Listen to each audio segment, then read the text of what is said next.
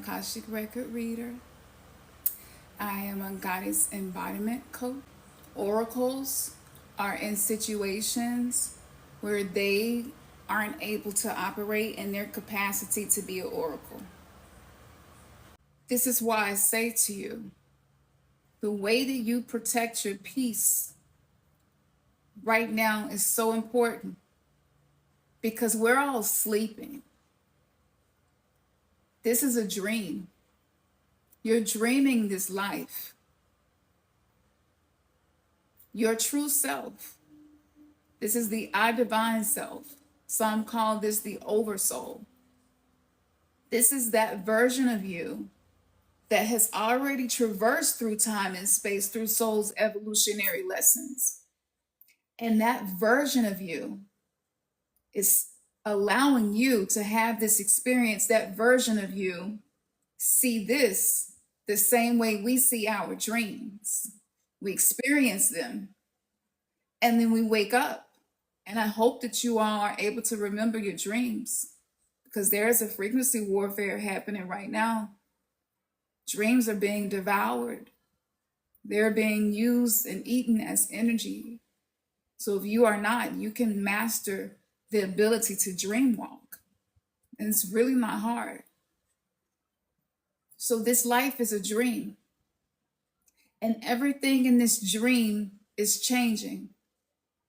We're moving into a quantum frequency.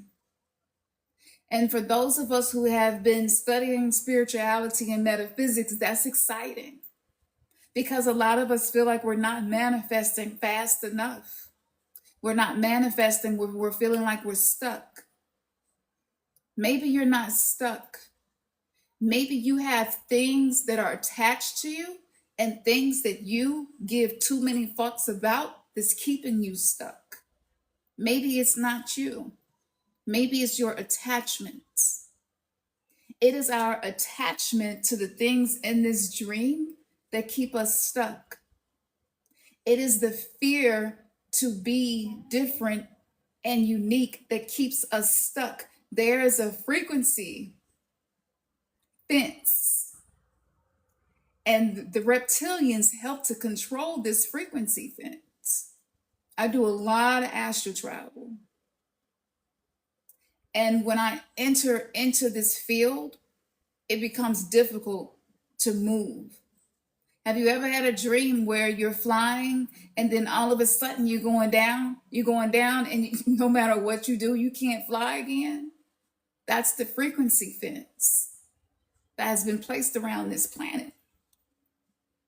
And it's been here for a really long time.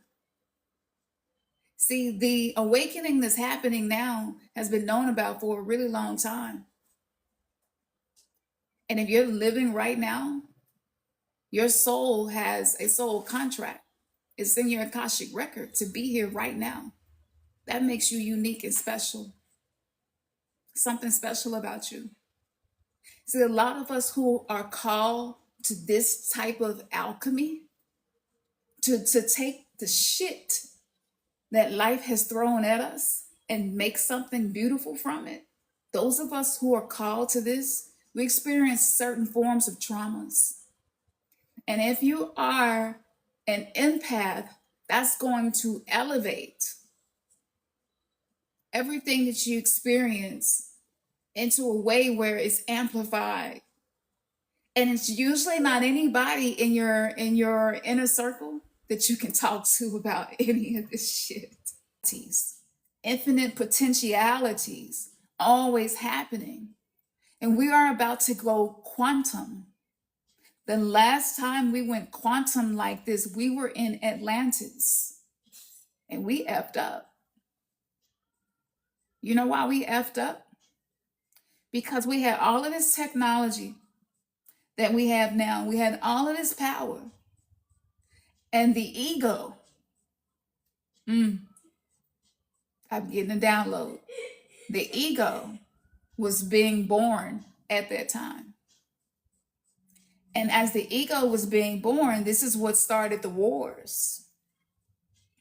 And so we had outside influences Those outside influences include certain interdimensional beings known in Gnostic texts as archons, but those outside influences also included demigods. And demigods are actually interdimensional beings who, on an evolutionary level, in some ways, are farther ahead than we are, that travel from other star systems. Earth is like, I don't think, we think Earth is ghetto, but if it is, it's the ghetto that everybody want to come to. Earth is really special. We are really special. So even though we weren't as advanced and as evolved as they were, we were open for manipulation. And so it was a lot of energy manipulation that was happening. And this is when we started to go to war with each other. And I used my gift while I was operating as a Christian. So the very first time that I died, I went to hell. And I was lucid. Before I died, I told the doctor and the nurses that I was going to die, and I needed them to keep the resuscitation cart near the operation table because I knew it was going to happen. Let me tell y'all something. And I hope this inspires anybody who may be feeling hopeless. Because whenever you start to feel hopeless, you're in a victim mindset. And victim mindset is a word that's been weaponized. When you hear it, you immediately like, no, I'm not a victim, no. It's okay. We have all been victimized in some way or another. You don't have to judge yourself for that happening, because the victim mindset is actually one of the coping mechanisms that I've used to navigate this life. So I want to let you know it's okay if you've been feeling hopeless. But I'm going to share a story with you, and just for you to see your own power. The night before, I was having organ failure, and I was in a relationship with a karmic partner. We also shared a past life together. I didn't know this at the time because I was told that you're not supposed to believe in past lives if you're a Christian. So I pushed all of that aside and was like, okay, I don't believe in it. He wasn't ever really there for me when I really needed him to be there. And that's one of the signs that somebody is a karmic. They like only want to spend time with you when it's time to do something fun. A 9-foot tall dark shadow walked into my hospital room. It was close to midnight. I could not move. I could not speak. I struggled to try to speak. I was trying to push the nurse button to say, somebody is in my room. And I knew it was nobody coming to visit me because I had called, I had tried.